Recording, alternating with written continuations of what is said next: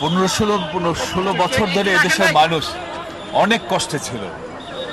তারা যেমন অর্থনৈতিক কষ্টে ছিল, তারা রাজনৈতিকভাবে তাদের রাজনৈতিক অধিকারগুলো কেড়ে নেওয়া হয়েছিল, নির্বাচনী ব্যবস্থাকে ধ্বংস করে দেওয়া হয়েছিল, বিচার ব্যবস্থাকে ধ্বংস করে দেওয়া হয়েছিল।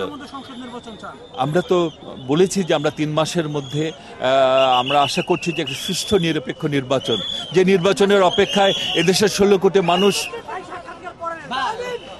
অপেক্ষায় ছিল এতদিন। সেই নির্বাচন মানুষের প্রত্যাশিত, সেই নির্বাচন বাংলাদেশে হবে। জনগণ সবাই ভোট দেবে। তরুণ ভাইরা যারা এতদিন ভোট দিতে পারেনি, জীবনের প্রথম ভোটটাও তারা দিতে পারেনি, তারাও খুশি মুখে হাসি মুখে যে ভোট দেবে এবং তাদের পছন্দের সরকার বাংলাদেশে প্রতিষ্ঠিত হবে। সেই দিন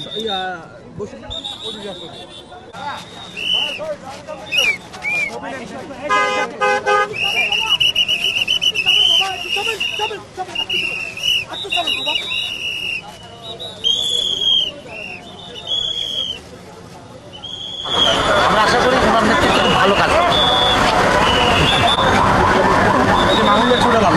আমি এইটা বাসায় যাবো।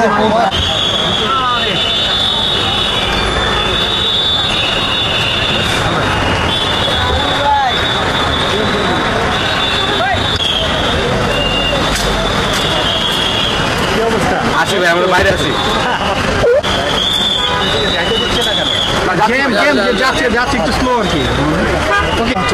সুন্দরভাবে কাজ করবো। আজকে যারা দায়িত্ব নিচ্ছেন ওদেরকে আমরা সহায়তা করবো, সুন্দর একটি বাংলাদেশ। কেমন আছেন? আসসালামু আলাইকুম। আপনাদের তরফ থেকে কি মেসেজ থাকবে?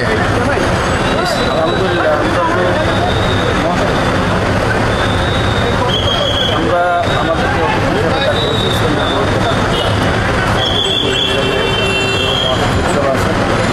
সাথে আমাদের প্রেসিডিয়াম সদস্য অধ্যাপক আশরাফ আলী আকম সাহেব আছেন। আমি সৈয়দ ইসহাক মোহাম্মদ আবুল খায়ের, বর্তমান আমিরের ছোট ভাই, আমার ছাত্র যুব বিষয়ক সম্পাদক। তো আমাদের তরফ থেকে আজকে কী ধরনের পরামর্শ ওনারা চান এখনও তো আমরা কনফার্ম না। আমাদের কাছে পরামর্শ চাইলে আমাদের সর্বপ্রথম যেটা দাবি থাকবে, আমরা আমাদের ছাত্ররা ত্যাগের বিনিময়ে যে অর্জন করছে, এই অর্জন যেন কোনোভাবেই ম্লান না হয়ে যায়। যেভাবে আমরা লক্ষ্য করছি দুর্নীতি দুঃশাসনের যে কবল থেকে আমরা রেহাই পাওয়ার জন্য এতগুলো তাজা প্রাণ আমরা ত্যাগ করছি, সেই দুর্নীতি দুঃশাসন এবং দখলদারিত্ব আমরা পরিলক্ষিত করছি বিজয়ের পরে। সর্বপ্রথম এই প্রশাসনিক বিষয়গুলো, আমাদের দেশের অবস্থান, প্রশাসনিক বিষয়গুলো কন্ট্রোলে আনার জন্য যে পদক্ষেপ নেওয়া দরকার, এই আবদার আমাদের প্রথম থাকবে। এরপর 18 কোটি জনগণের এই সমাজে আমরা সবাই ভাই ভাই মিলেমিশে যেন সাম্য, মানসিক মর্যাদা এবং ন্যায় বিচারের আদলে একটি কল্যাণ রাষ্ট্র গঠন করতে পারি। এই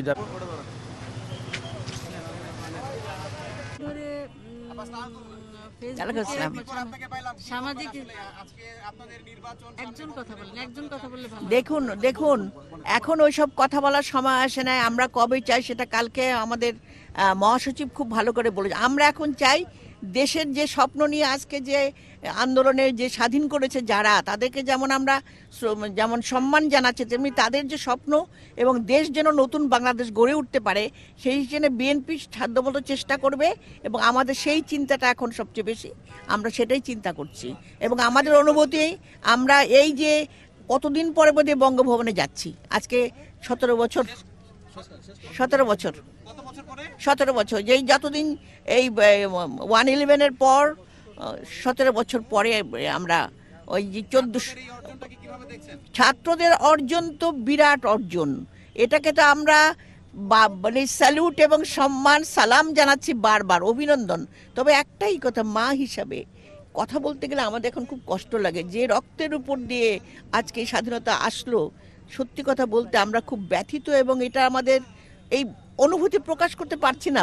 এই ব্যথা চিন্তা করলে, কারণ আমরা তো সন্তানের মা, এটা তো আমাদের সন্তানরা আজকে বিজয় এনে দিয়েছে আমাদেরকে। তারা আমাদের শিক্ষা দিয়েছে কি করে একটা দেশে বৈষম্য মানে এই যে বিভিন্ন বৈষম্য চলছিল সেটাকে রুখে দিয়ে আমরা কিভাবে এগিয়ে যেতে পারবো সেটা গড়ে তুল নতুন বাংলাদেশ। আমরা তাদেরকে স্যালুট জানাই, তাদেরকে অভিনন্দন।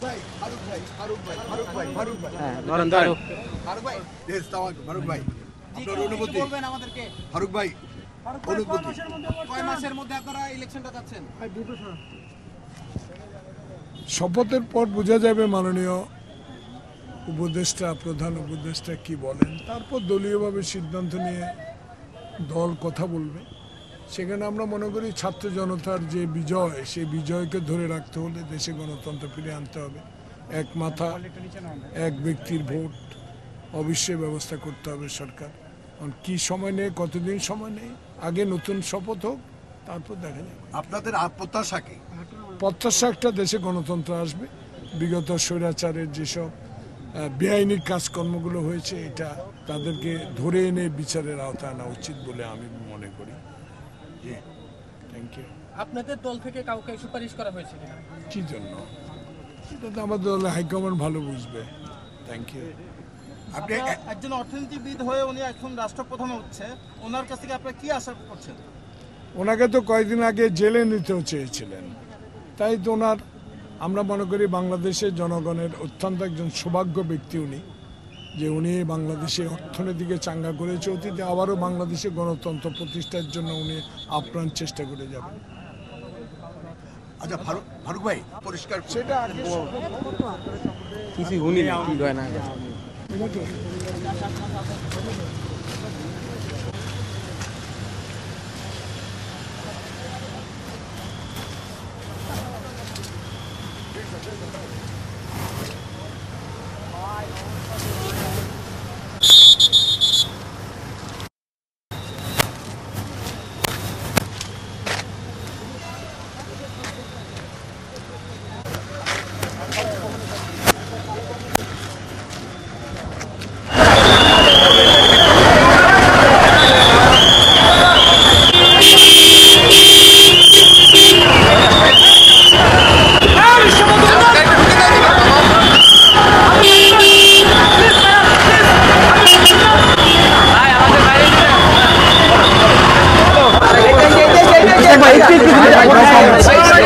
আপনারা আসলে কি দেখতে চাচ্ছিলেন?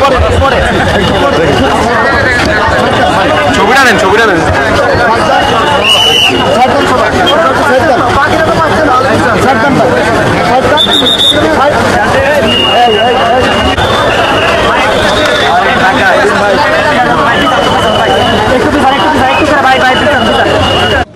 আচ্ছা আচ্ছা, আবু সাঈদ মুগ্ধ সহ সকল শহীদদের আজ জন্মদিন, আপনার কাছে আসলে এটার একটু ব্যাখ্যাটা জানতে চাই।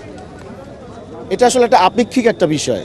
এখানে আসলে এটা তো হয় না, বাট এটা একটা আপেক্ষিক, মানে তারা যেভাবে আসলে মানে শহীদ হইলো, যেভাবে যে প্রাণটা দিল, এটা তো আসলে বিরল, দুনিয়ায় আছে, আমি দেখি নাই তো, বা আপনারা শুনছেন এরকম দেখি নাই যে ব্যারেলের সামনে তারা দাঁড়ায় গেছে, হ্যাঁ দাঁড়ায় গেছে তারা, তাদের জন্য একটা মহা পরিবর্তন আমরা দেখতে পাচ্ছি। এক্স্যাক্টলি তারা, হ্যাঁ এই পরিবর্তনটা শুধুমাত্র তাদের জন্যই হয়েছে। হ্যাঁ আপনি কি করেন এমনিতে? আমি একজন ব্যাংকার। আপনি একজন ব্যাংকার, জি। নরমালি এরকম আবেগ, এরকম অনুভূতি শিক্ষার্থীরা দেখাচ্ছে বেশি। জি, জি। আপনি একজন ব্যাংকার হয়ে কেন আসলে, মানে আপনার সেটা কি কারণে আসলো, কোন বিষয়টা আপনার নজরে পড়লো বেশি?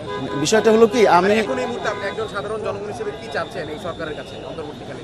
আমি ওদের এই প্রোগ্রামে হলিডেগুলো অংশগ্রহণ করছি, বিশেষ করে 2 তারিখ ও 3 তারিখ শহীদ মিনার যে হইলো সেখানে আমি অংশগ্রহণ করছি, এবং ওই প্রোগ্রাম দুটো আমার কাছে মনে হয়েছে কি যে এটা মানে একটা সুনামির একটা এক্সারসাইজ, মানে যে সুনামি হবে সেই সুনামিটার একটা এক্সারসাইজ মনে হয়েছে 2 তারিখ এবং 3 তারিখ। তারপর তো সুনামি হলো, সেই সুনামিতে তো সব ভেসে চলে গেল, জনতার জয় হলো, ছাত্রদের জয় হলো, ছাত্ররা সব কিছু করলো, ছাত্ররা,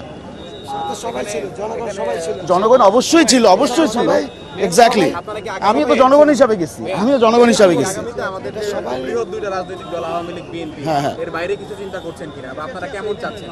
অবশ্যই সাধারণ মানুষের না, দৃষ্টিকোণ। এখন এই বাইরে তো আমরা তো জানি বিএনপি, আওয়ামী লীগ, রাজনীতি চাই না, প্রতিহিংসা রাজনীতি চাই না, সুষ্ঠু রাজনীতি চাই। জামায়াত আছে, জাতীয় পার্টি আছে, এইসব আমরা তো অন্য কোনো দলকে চিনি না। যদি নতুন কোনো দল গঠন হয়, মানুষ যদি তাদেরকে গ্রহণ করে, বা যদি দল হয়, এটা তো আসলে একটা পরবর্তীর একটা বিষয়, এটা তো আমরা ফোরকাস্ট করতে পারি। আপনি প্রতিহিংসার রাজনীতি চান না বলছিলেন, হ্যাঁ। বিষয়টা একটু বলবেন।